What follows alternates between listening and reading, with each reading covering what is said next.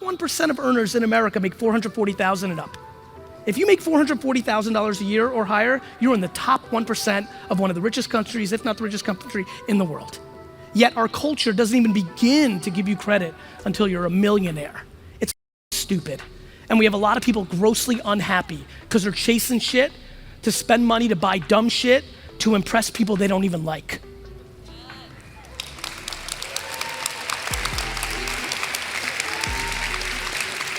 My friends, I come here this afternoon to talk about a couple of things. Number one, until this room especially, and the greater 300 million people in this country redefine success into waking up in the morning and being happy versus money, we will be in a bad place.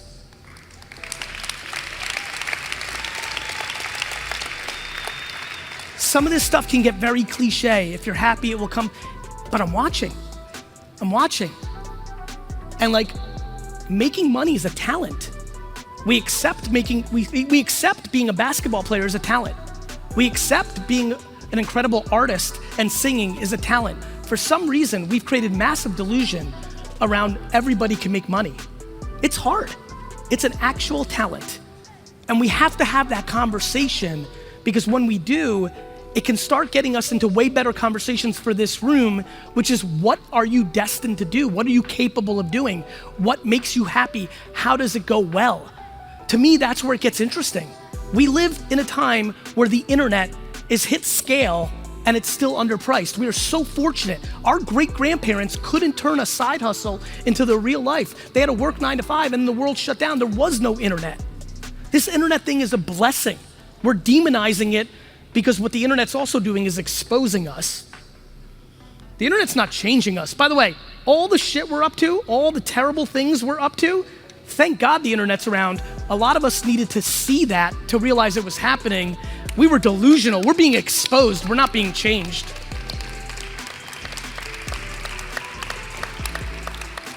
On the flip side, that same power to actually expose us is the most powerful.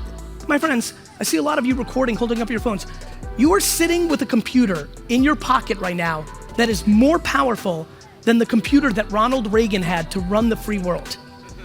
That is facts. That is bonkers ass shit.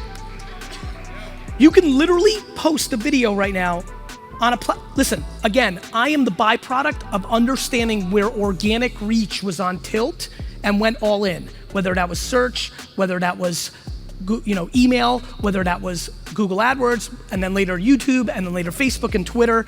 Right now, with no followers on TikTok and LinkedIn, none, 0, you don't have an account. You can go home right now. Somebody left a comment today and we looked. Somebody's first video on TikTok got 400,000 views.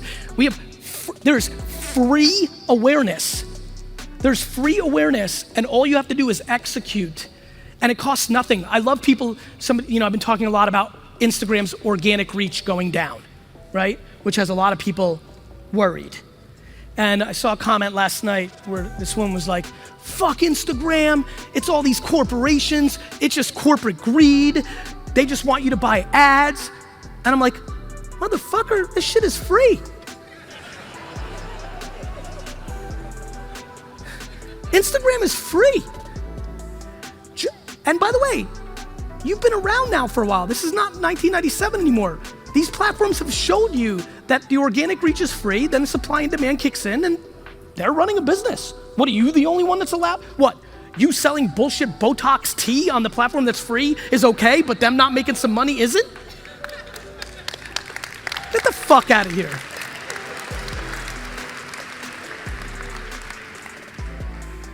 We are living in the most opportunistic time in the history of mankind from communication. If I was given this talk in 1979, nobody here, including myself, could afford shooting a satellite into space to have a TV network. Nobody up here was dropping 100 million on a printing press. We are the media. All you have to do is make. We are the media. All you have to do is make. And even with that mitzvah, when that great opportunity of a lifetime, one that everybody that lived before us would break their arms off to be living here right now at this time with this cost to be able to build awareness about their thing, even with all that, you're not making. This is one humongous game of self-awareness. There is a reason that you're not posting the level of content. There is a reason you don't have a podcast. There is a reason you don't have a vlog, and it stems from you're not comfortable producing. And whether that is because your mom was fucked up and she fucked you up,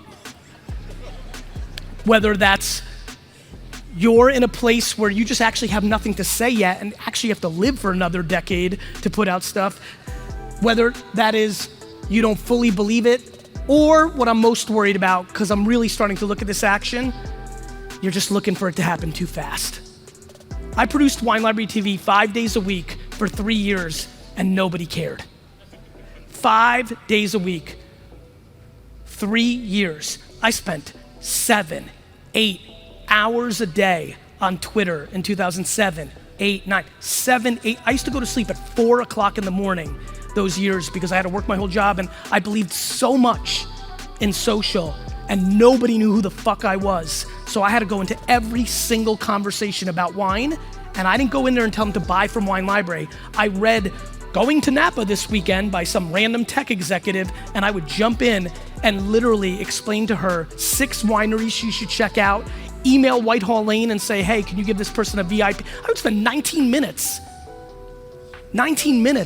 trying to set up this random person's VIP wine tours in Napa just to create context with one person.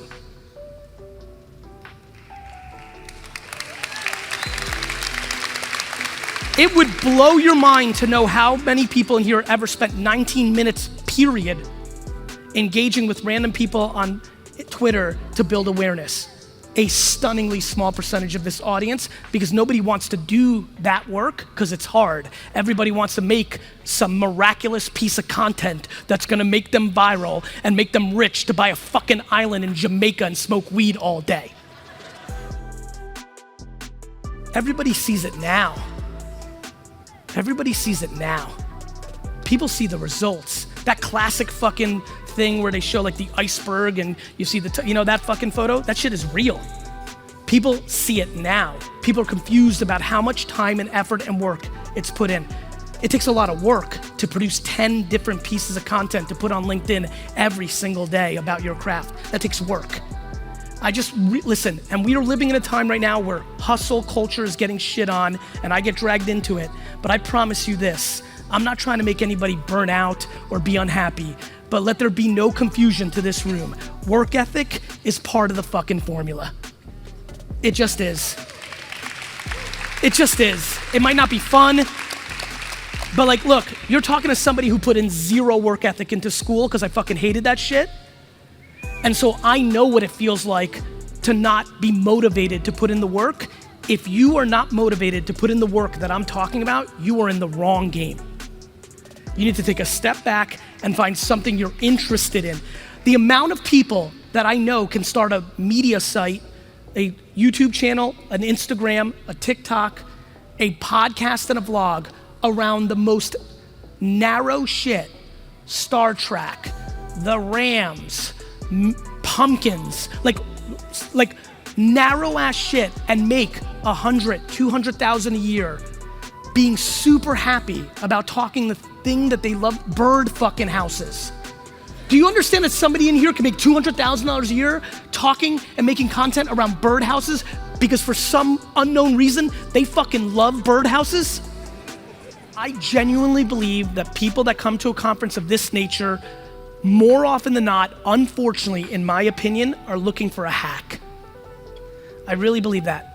You know, take it for what it is. I'm coming from a place of love, not coming from a place of negativity. I think people are looking for the hack, the shortcut. I'm just telling this whole fucking room, there's no fucking hack. Like,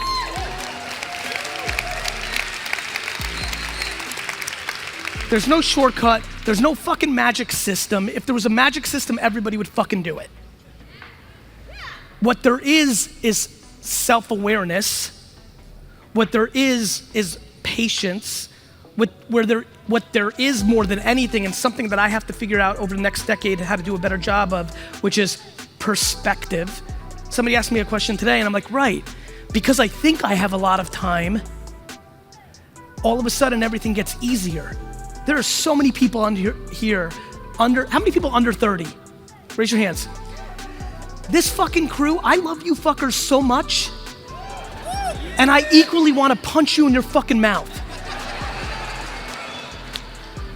And I don't actually wanna punch you in the mouth. I wanna punch you in the mouth with some sense around the fact that, let me promise you this, you're not finished when you turn 30. So many of you are so fucking scared of that number. Fuck that number. That number means you haven't even started. That means you're in the first quarter. With the way that modern medicine is going, you motherfuckers are probably gonna live to 120. Like, I don't know what you're so scared of. Well, let me rephrase. I've come to learn by reading hundreds of thousands of DMs. I know what you're scared of. You're scared about what other people think about you. Everything I talk about is super simple. Unfortunately, it breaks for almost everybody because they care about what people think about them. We are living in the greatest era of keeping up with the Joneses because the Joneses live on social 24/7 and everybody is in FOMO all the time, always, mass levels of insecurity, comparing themselves to others for no fucking reason.